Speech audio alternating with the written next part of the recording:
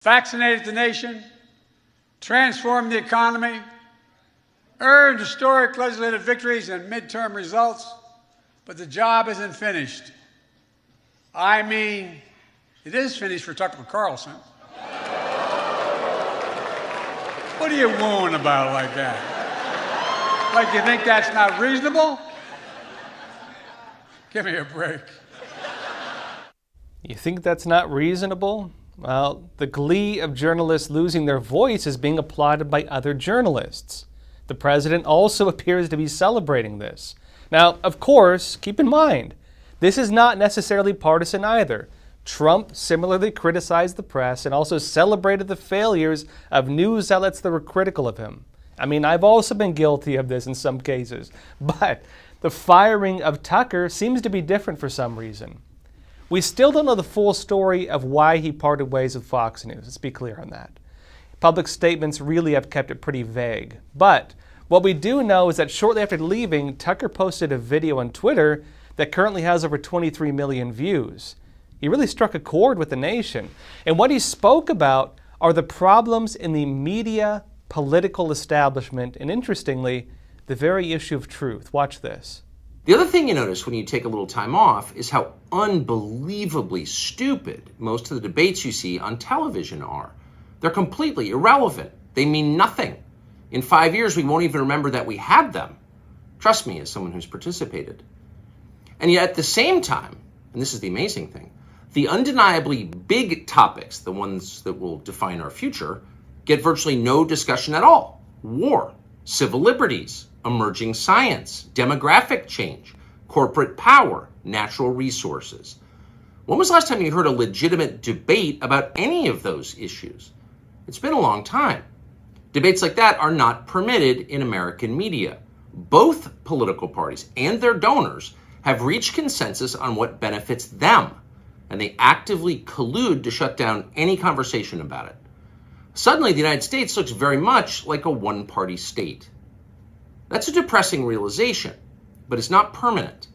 Our current orthodoxies won't last. They're brain dead. Nobody actually believes them.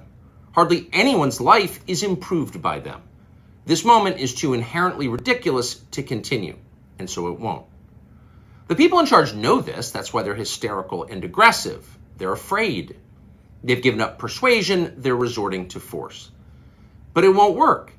When honest people say what's true, calmly and without embarrassment, they become powerful. At the same time, the liars who've been trying to silence them shrink, and they become weaker. That's the iron law of the universe. True things prevail. What we're really debating as a society is what truth is. Who should determine what is true? And also whether truth that contradicts set narratives should be permitted by the state. That's really what we're talking about. It comes down to the idea of whether truth is powerful enough to expose disinformation, as they call it, or whether actual truth is more important than convenient lies. But truth is powerful. The legacy of human philosophy tells us this, and the annals of history also show it. Tucker also noted this in the Heritage Foundation speech shortly before he left Fox. But there's in one case someone who I made fun of on television, and certainly in my private life in vulgar ways, who was really the embodiment of everything I found repulsive, who in the middle of COVID decided, no, I'm not going along with this. And once you say one true thing and stick with it, all kinds of other true things occur to you. The truth is contagious. Lying is, but the truth is as well. And the second you decide to tell the truth about something, you are filled with this, I don't want to get supernatural on you, but you are filled with this power from somewhere else. Try it. Tell the truth about something. You feel it every day. The more you tell the truth, the stronger you become.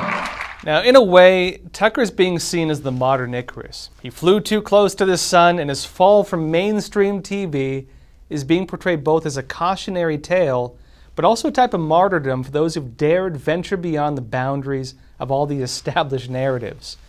Most of the world, let's face it, has been facing this exact challenge over the past few years. Everyone had to themselves weigh the risks or benefits of getting vaccinated. Everyone had to weigh the truths or falsehoods of political scandals that we saw under Trump and now under Biden.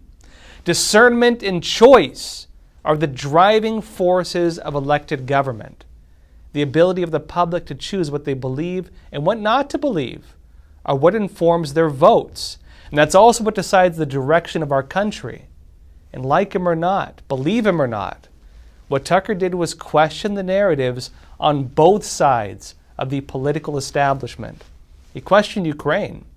He questioned Big Pharma. He received and then published videos that challenged the narratives on January 6th, all the sacred cows, and that often went against his self-interest. That led in one way to fewer advertisers wanting to sponsor his show.